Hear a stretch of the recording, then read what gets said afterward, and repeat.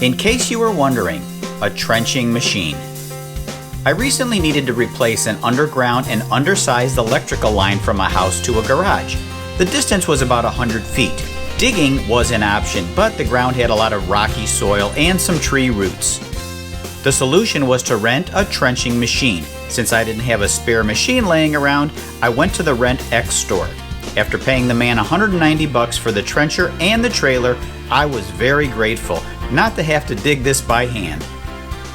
A few weeks ago, I came to the same store to rent one of their stump grinding machines, and if you want to see that experience, the video link is in the upper right corner of the screen.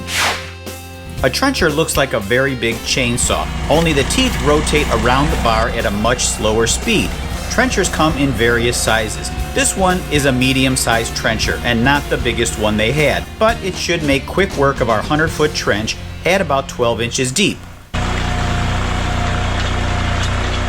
Normally this process would have taken about 30 minutes to complete, but there were a couple of areas that had some larger tree roots that I had to cut out by hand.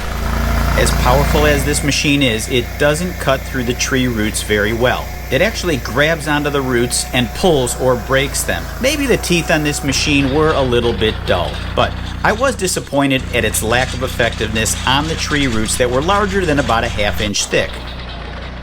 All in all, it took a little over an hour using this machine to dig the trench.